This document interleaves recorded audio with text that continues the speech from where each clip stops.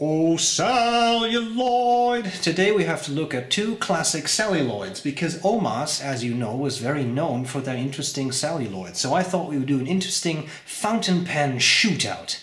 Now we're going to look at today is Arco Bronze, the infamous Arco Bronze. But my friend Murray said, you know what, I have a Paragon too, in wild celluloid. Now just for the record, that is not wild celluloid as in, oh, that's wild celluloid, man. No, this is wild celluloid because it is called wild celluloid. That's the name of this particular celluloid. So two classic OMAS celluloids. I know there are many others, but this is Paragon Grand versus Paragon Grand. Arco versus wild. I'm going to show them to you side by side. I'll do a writing sample and tell you what I like about them.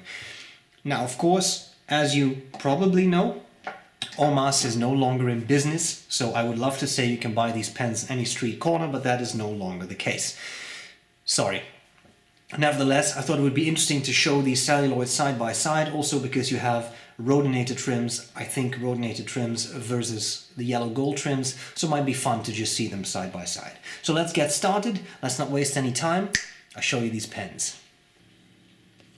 Okay, so the battle of the celluloids. Two OMAS Paragons, and maybe in case you were not very familiar with it, the story of the Paragon is the Paragon has been around for a while.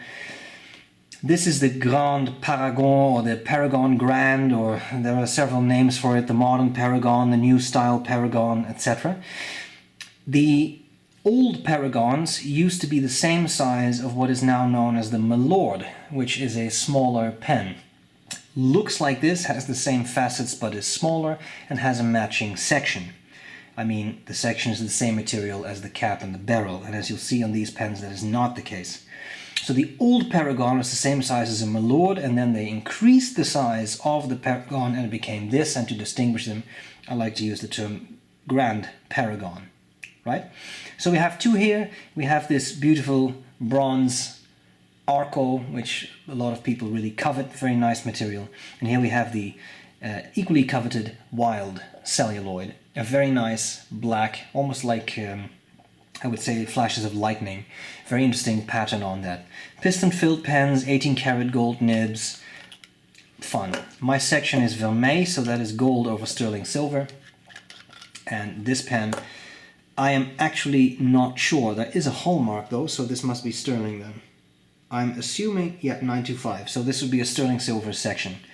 And that is interesting because the metal does make the pen a little heavy towards the section, but that makes for quite a pleasant balance, I find.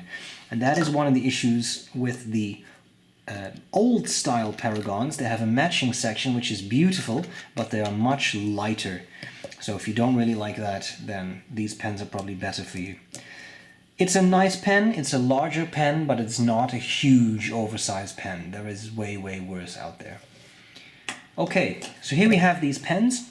I find both of them very interesting, very attractive. I'm not 100% sure I am a huge fan of these very round clips. I like the old style clips a little better with the little tiny wheel. They were flatter, but this is an interesting clip too.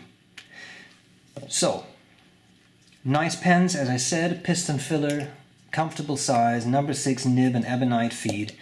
They're fun to use.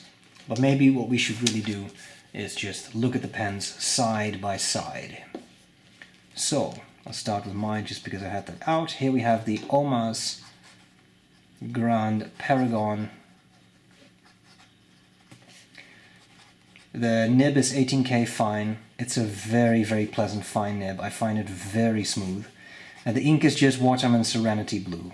Nothing fancy. I put that in both pens to be able to compare them. Feed, ebonite feed, keeps up really well with the ink demand. So I have not had these pens run dry. I've written with them for extended periods of time, and I just haven't really had any issues ever with them running dry. So a very nice, pleasant writing experience. And this one too, nice, slightly heavier section, makes for a very balanced and pleasant pen. Then we look at the other one.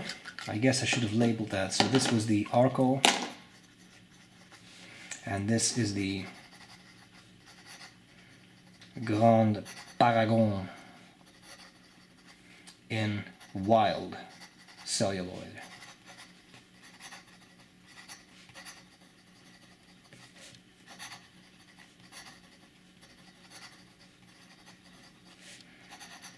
I assume this nib is rhodinated, given that it is not yellow gold.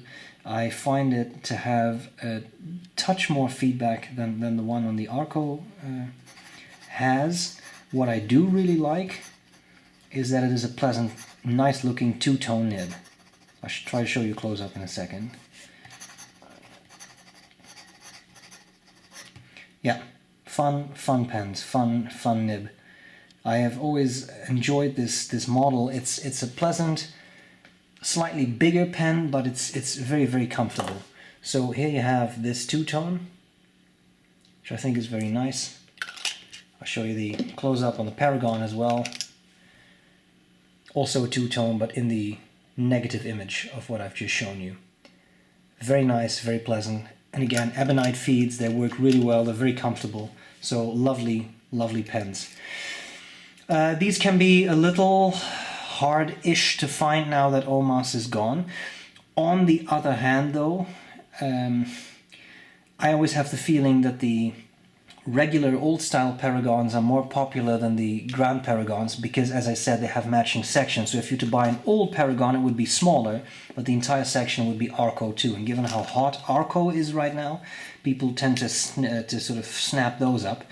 If you were able to find them in other materials, there was also a very simple sort of black with gold trims that is very simple but also has a lovely nib.